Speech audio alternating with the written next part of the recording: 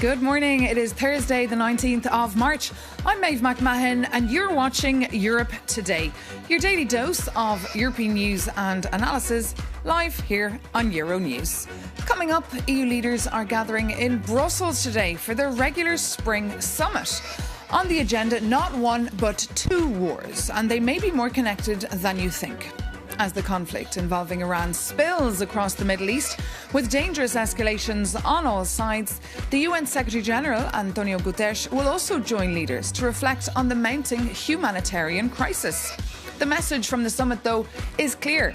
This is not Europe's war, but it is affecting us, whether we like it or not. From rising energy prices to the risk of food shortages all across Africa, the global impact is already being felt.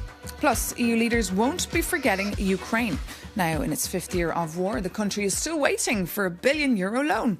President Zelensky will join the talks remotely. For more, we can cross straight over to the arrival floor of the EU summit, where Euronews' correspondent Shona Murray is standing by for us this morning. Good morning, Shona. So we're hearing the EU saying it's not getting involved in the US-Israel war on Iran. But will leaders discuss any potential support today to allow the Strait of Hormuz to return to normality?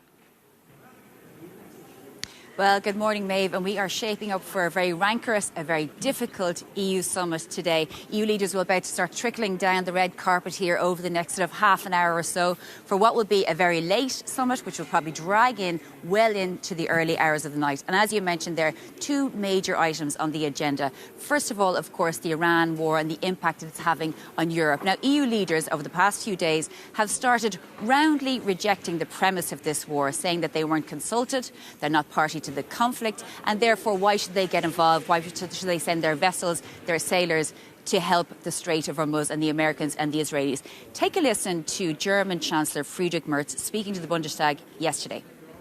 We have also made it clear that we still have many questions about this war. To date, there is no convincing concept of how this operation could succeed. Washington did not consult us and did not declare European aid necessary. Ladies and gentlemen, we would have advised against following this path, which is being currently taken.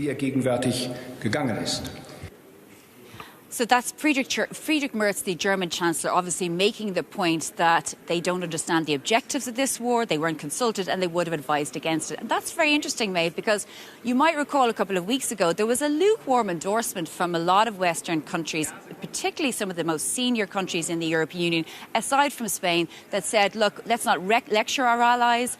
This is a very important thing to do, potentially to rid the world of the regime in Tehran. But now they're also looking at the impact. The impact for European economies on this war is massive. We've seen oil prices skyrocket. The impact on the cost of living crisis is huge. But the key question is, will Europe do anything to save the Americans and the Iranians and the Israelis right now? Will they send their vessels, their sailors, to the Strait of Hormuz? We've heard over the past few days that this is a non-starter. There was even a discussion by the EU Foreign Policy Chief, Kaja Kallas, as to whether she could maybe do a negotiation with the Iranians to try to get European vessels through the Strait of Hormuz. And that, again, is a non-starter. But we've seen this war escalate over the past few days, in particular the world's largest gas field being hit by strikes yesterday. So EU leaders will definitely discuss the economic impact of this war. Maeve? And just briefly, Shona, Ukraine also very much on the agenda. Of course, yes. It's a major issue that will keep the EU leaders up at night. Viktor Orban, the Hungarian Prime Minister, has reneged on an agreement that was set before Christmas that he would endorse a €90 billion loan for Ukraine. He's now saying he won't do that because the Ukrainians are refusing, as he says, to fix the Druzhba pipeline, which is a pipeline that gets oil from Russia through Ukraine to Slovakia and Hungary. So that's going to be a major problem because Ukraine needs this money by June.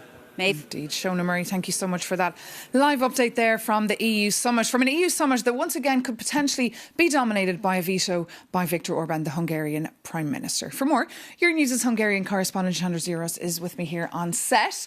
Good to see you, Sandor. Thank you so much for being here. And we understand the EU and Ukraine have sent a team of experts to this pipeline. Could this resolve now this issue of the veto at the EU summit?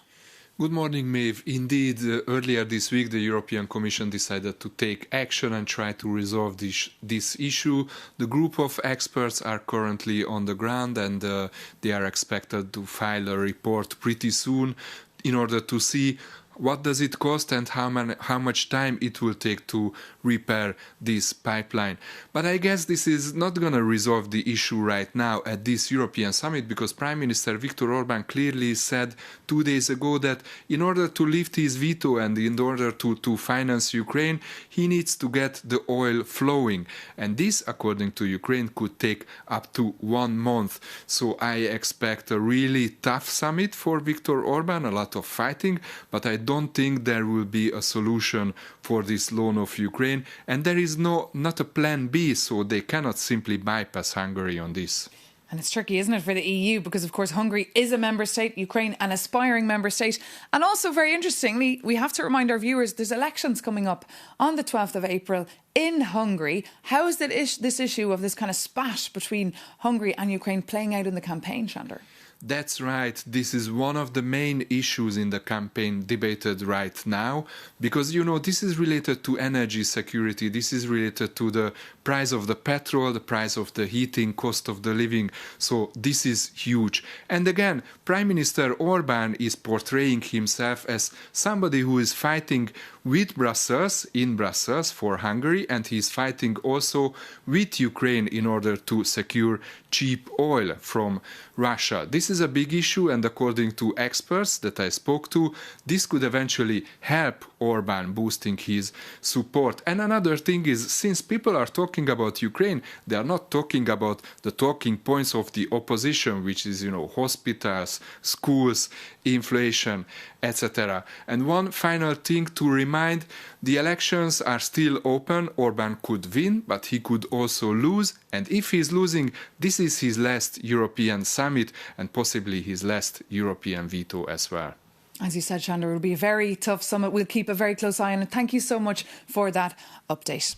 And now, of course, although all eyes here in Brussels are focused on the politics coming out of that EU summit today, the eyes of the world are on the Middle East. In Lebanon, hundreds are reported killed and more than 1 million people displaced, and strikes are starting to hit energy infrastructure from Iran to Qatar.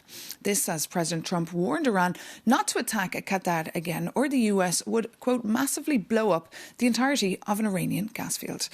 We can go to Dubai now, where our regional correspondent Jane Witherspoon is standing by for us. Good morning, Jane. So it's getting very ugly here and dangerous, with energy sites being struck on all sides. Tell us more. That's right. Iran has ramped up its attacks on energy sites across the Middle East. It comes as the Revolutionary Guard has said this is a new era of war. Now, here in the UAE, our Habshan gas facility was closed overnight due to strikes there. We're hearing similar reports across the region in Riyadh, in Saudi Arabia. And of course, this morning we learned that several sites in Qatar, Doha, had been attacked, leading to extensive damage. Now, all three countries have come out and condemned these attacks, saying it could lead to global security issues. And of course, these do come off the back of Israel attacking that South Par in Iran, their largest gas field there. However, overnight as well, President Trump has come out and said he had no idea that these attacks were going to take place. He's condemned further attacks also on Iranian infrastructure. And meanwhile, Jane, Iran's security chief, Ali Larijani, has been killed in an Israeli strike. He was actually one of the most influential figures of the regime. Tell us more about that and what it could mean.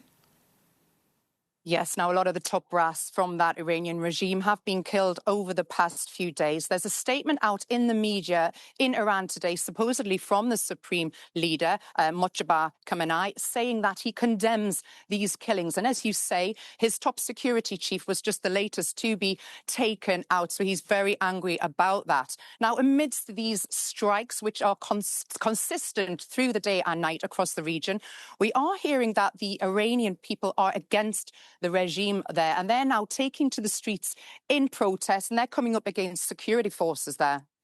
OK, Jane Witherspoon, of course, we have our Farsi desk all over that. Thank you so much for that live update there from the United Arab Emirates. Now back here in Brussels at the EU summit, EU leaders are looking at ways to soften the blow from the war in the Middle East and also manage the impact of the ongoing war in Ukraine, now entering its 5th year. Our Jakob Yanis takes a look at how both wars are very connected. Today, 27 EU leaders meet in Brussels for the European Council. The official agenda highlights competitiveness and migration, but war overshadows it all. And your reporter doesn't yet know exactly what they will be saying, but we can certainly guess what keeps them up at night. Especially as Russia's war in Ukraine and the US-Israeli war in Iran have become deeply interlinked. Let's take a look together. With the Strait of Hormuz effectively closed, energy and petrol costs are soaring.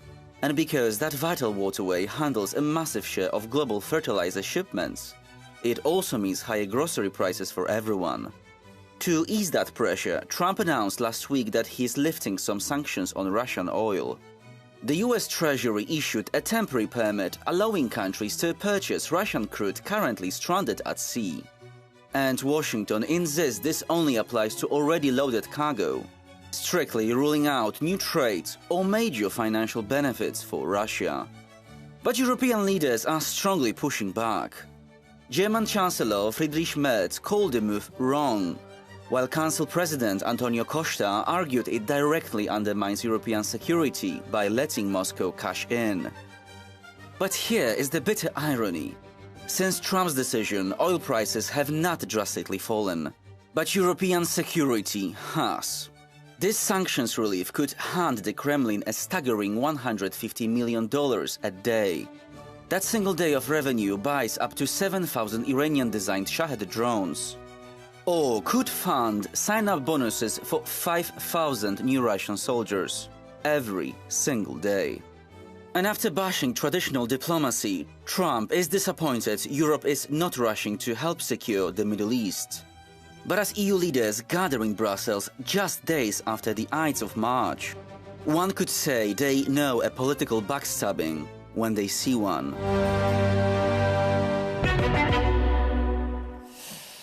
Jakob Yanis reporting for us there. Now, although only 27 EU leaders are in that summit physically today, some others are hoping to one day sit in there too. Like Iceland, who plan to hold a referendum on EU membership. For more, Euronews' Shona Murray sat down with the Foreign Minister of Iceland and started by asking her if this would be a very difficult referendum to get through. Everyone knows about Brexit and all the lies that were put on the table in that process. So, yes, it will not be an easy walk, but in the end, you have to trust the nation and believe in her, and it's rather positive now. The outcome could be positive now, today, if we would vote. But on the other hand, it's just a simple question, Should we continue the negotiation talks, yes or no? And from my point of view, if you say no, you are closing a lot of doors. Instead of saying yes, should we not continue, see what kind of negotiation and agreement we will get. If you say no, then I'm afraid that Iceland will be pretty much alone. Not quite alone, but of course we are still member of NATO, and we have the EEA agreement, we have EFTA. But I think our position will be not so strong as being a member of the European Union. And there, again, I come to the values we share. What do you make of the changing nature of the transatlantic relationship? If I could now criticize European Union, is that they should be with more self-esteem. You know, European Union is a superpower, you know, and they should act like a superpower, if I could say so. And you just, if you watch and recall the Greenland's agenda from the US part, it was quite clear that the European Union was a backbone for Denmark and Greenland when these statements were made on the US behalf. And I think that was beneficial for Denmark, but it was also useful for us in Iceland to see, okay, European Union and most of the countries, they can stand with other nations when they are in a way attacked and their sovereignty. Was that very worrying from an Icelandic point of view, what happened with Greenland? Because we're talking about two islands, and I mean, actually, Donald Trump kept on saying Iceland instead of Greenland in his speech in Davos. Yeah, but he meant Greenland. I know, but still, I mean, Iceland at the back of his head somewhere. Yeah. somewhere, yes. But actually, just to underline, Iceland has an excellent relationship with the US. Until it doesn't.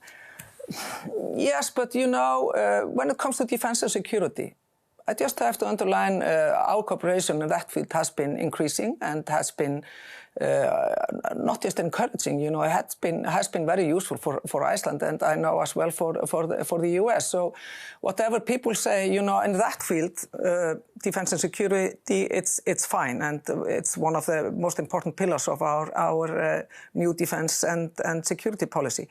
But when it comes to trade, sadly, their friendship is not so good as it was, you know, because we got first 15 and then now 10 after the decision from the Supreme Court. So I think, and Iceland, we are, and we still will be advocating for a good transatlantic relationship. Of course, everybody is. You know, yeah, but we also have to work for it, you know. But we cannot be naive. Yeah. And that's why I say it's important for Iceland to increase the pillars under the defense and security policy. Like I mentioned, there are two main pillars under our defense and security policy, being a member of NATO, and the other pillar is the defense agreement with the US since 1951. But of course we are having bilateral agreements with countries like Finland and Germany, and we are updating our memory of understanding and defense with Canada, and of course we are deepening our collaboration with other countries, and we have to do it because in this world, in this volatile world, you see what Finland and Sweden did. They joined NATO, and they say those two pillars, EU and NATO, they are the backbone of their security. And of course, we in Iceland, we have to do something more that we have been doing, and that's why for example, I signed this security and defense partnership with EU today. When you say the EU should be acting like a superpower, should it recognise the leverage that it has? I mean, if you look at what's happening in the Strait of Hormuz, humongous leverage, you know. So what would you say Ursula von der Leyen should have done, maybe around the issue of tariffs? Should the EU have played a tariff game with Trump or accepted the 15%? I will not tell them what to do. You know, it's a difficult situation. What I only ask for is in various areas, show your superpower, because together Europe is a strong alliance. As opposed to the example of Greenland. Yeah, exactly. For the example of Greenland, there some nations said, okay, if you are going to put tariffs on us because we are standing with Greenland and Denmark, then we are going to put tariffs on you. And of course it affected the markets in the US. And that's why one of the reasons that I think the US administration responded to.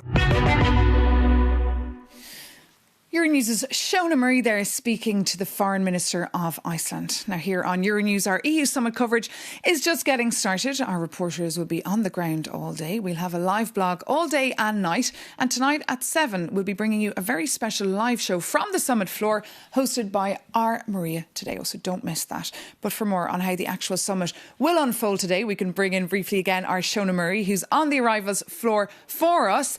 Anyone arrived yet, Shona? And how will the day proceed? No one arrived yet, but as you can see, it's gotten much, much busier. EU leaders will start giving their statements to their press. They'll probably obviously highlight the Iran war, their concerns about the spillover.